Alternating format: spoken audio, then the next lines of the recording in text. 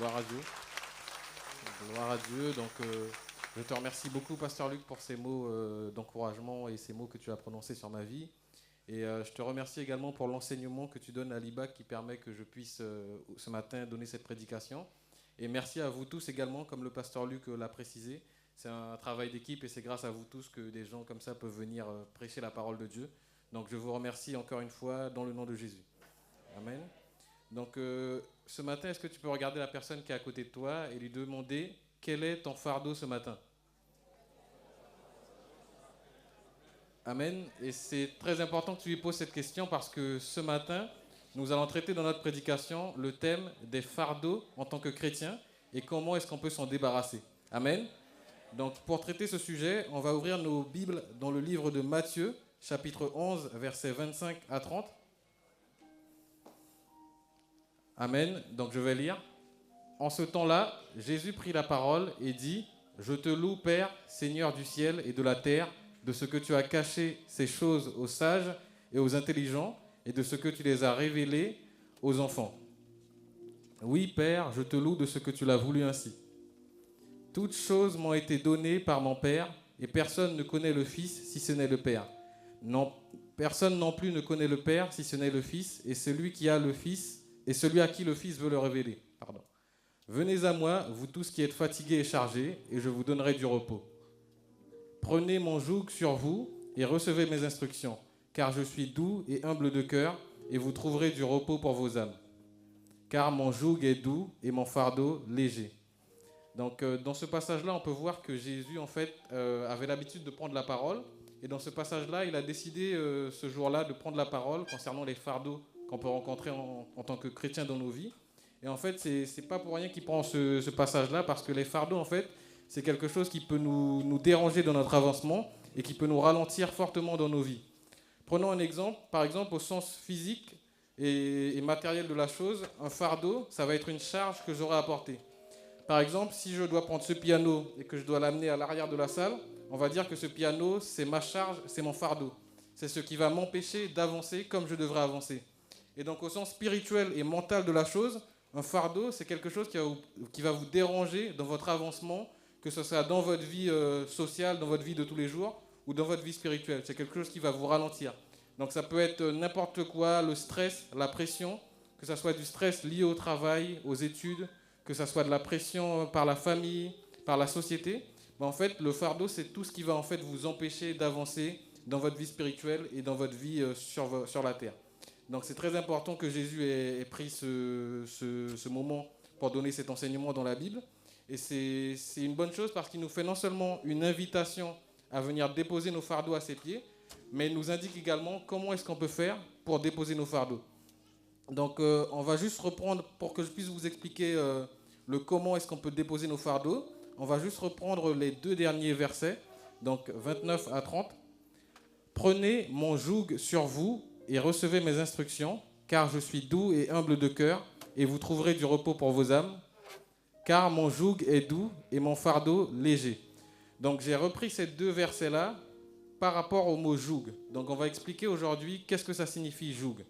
Donc le joug, c'était un instrument, pas un instrument, plutôt un outil qui était utilisé auparavant. Donc c'est un terme qu'on retrouve souvent dans l'Ancien et dans le Nouveau Testament. C'est un outil qui était fait pour attacher deux animaux ensemble. Donc c'est un outil en bois. Par exemple, on mettait un animal ici et on en mettait un autre ici, et on les reliait ensemble via une barre en bois, et ce qui permettait en fait que les deux animaux, en termes de mouvement, ne pouvaient faire qu'un. C'est-à-dire que si un animal va à droite, l'autre va à droite. Si un animal va à gauche, l'autre va à gauche, parce qu'ils sont reliés par une barre en bois. Ils ne peuvent pas aller dans deux directions différentes. Donc ça, c'était la première utilisation du joug. Et le joug était également utilisé pour une deuxième chose, c'était pour permettre que les deux animaux puissent porter ensemble une même charge. Étant donné qu'ils vont déjà dans une même direction, ils peuvent porter une même charge via le joug. Donc c'est important que Jésus ait pris cette métaphore-là, parce que nous, en fait, ce qu'on va devoir faire, c'est qu'on va devoir s'attacher au joug du Christ pour pouvoir avancer dans la même direction que lui. Pour permettre à Dieu de porter nos fardeaux, on doit accepter d'aller dans la direction qu'il veut qu'on aille. On doit accepter de marcher sous son autorité. Donc c'est important qu'on puisse respecter la parole de Dieu, parce que bien souvent, en tant que chrétien, ce qu'on fait, c'est que lorsqu'on a des problèmes, on a des soucis, on a des peurs, on va dans la présence de Dieu, on lui dit, Père, j'ai des problèmes, j'ai des fardeaux dans ma vie, et je te demande de régler cette situation. Sauf que ça ne marche pas comme ça. Dieu ne peut pas juste décider d'enlever vos fardeaux sans que vous fassiez la démarche de marcher dans sa présence, de marcher sous son autorité. Amen. Donc si vous voulez une vie libérée de fardeaux, libérée de peur et dans la paix et dans le bonheur, vous devez accepter d'être à l'endroit où Dieu souhaite que vous soyez. Amen. Donc pour pouvoir vous montrer que Jésus lui-même, en fait, il applique son enseignement, et pour vous montrer l'efficacité de cet enseignement-là, on va pouvoir ouvrir nos Bibles dans le livre de Matthieu 26, versets 37 à 39. Donc là, en fait, ça va être, pour vous donner un peu de contexte sur ce qu'on va lire. Donc ça, le passage où on va lire, ça s'est passé quelques instants avant que Judas vienne livrer Jésus. Et donc Jésus était dans un état assez particulier parce qu'il sentait sa mort approcher, il sentait de grandes souffrances approcher. Donc on va lire ensemble. Il prit avec lui Pierre et les 2 fils de Zébédée, et il commença à éprouver de la tristesse et des angoisses. Il leur dit alors, « Mon âme est triste jusqu'à la mort, restez ici, veillez avec moi. » Puis, ayant fait quelques pas en avant, il se jeta sur sa face et pria ainsi, « Mon Père, s'il est possible que cette coupe s'éloigne de moi, toutefois, non pas ce que je veux, mais ce que tu veux. » Amen. Disant, Père, si tu voulais éloigner cette coupe de moi, toutefois, que ma volonté ne se fasse pas, mais la tienne. Amen. Donc là, dans ce passage-là, tout de suite, ce qu'on voit, c'est que Jésus, lorsqu'il a eu ce problème-là, il a eu de la tristesse et des angoisses. Donc ça, c'était son fardeau à lui en tant qu'être humain. C'est ce qui le dérangeait dans son avancement, parce qu'il avait une mission bien précise lorsqu'il est allé sur la terre. C'était la mission de venir mourir et de souffrir pour nos péchés. Et donc ça, c'était sa mission. Mais en fait, la peur et les angoisses l'empêchaient d'une certaine manière, ou en tout cas, le dérangeaient dans sa marche vers sa mission. Donc lorsqu'il a compris ça, Jésus a eu une très bonne réaction. Donc c'est une réaction en 2 étapes. Dans un premier temps, il est allé dans la présence de Dieu. Il a exposé ses problèmes à Dieu. Il a expliqué à Dieu qu'il était souffrant de peur et d'angoisse, et pour que Dieu puisse l'aider dans cette situation.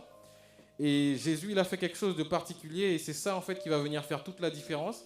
C'est que Jésus a mis la parole de Dieu et a mis la volonté de Dieu au-dessus de ses angoisses et de sa peur. Et c'est ça qu'on doit chercher, nous, en tant que chrétiens, c'est de mettre la parole de Dieu et la volonté de Dieu au-dessus de ce qu'on peut ressentir comme fardeau, au-dessus de nos peurs, au-dessus de nos échecs. Amen. Donc ça a été la réaction de Jésus. Et pour vous montrer en fait que Dieu, il est vrai dans sa parole et qu'il respecte ses promesses, je vais vous montrer qu'après que Jésus a fait cette prière-là, Dieu est venu en quelque sorte le détacher de ses fardeaux. Donc on va lire ensemble le passage de Luc 22, versets 42 à 43, s'il vous plaît. Donc la Bible dit que Jésus disant Père, si tu voulais éloigner de moi cette coupe. Donc juste pour vous mettre un peu de contexte, ça c'est le passage qu'on vient de lire, mais dans l'évangile de Luc. Donc c'est exactement la même situation, le même moment, mais expliqué avec un peu plus de détails pour cette prédication. Donc le passage dit, Père, si tu voulais éloigner de moi cette coupe, toutefois que ma volonté ne se fasse pas, mais la tienne. Et au verset 43, ça dit, alors un ange lui apparut du ciel pour le fortifier. Vous voyez, en fait, cet ange qui est apparu du ciel pour fortifier Jésus, c'était la réponse à la prière de Jésus. C'était la réponse à l'angoisse et à la peur de Jésus. Donc pour vous montrer que Dieu n'est pas un menteur et que s'il vous demande de faire quelque chose, forcément, il honorera sa promesse et vous permettra d'avancer. Amen.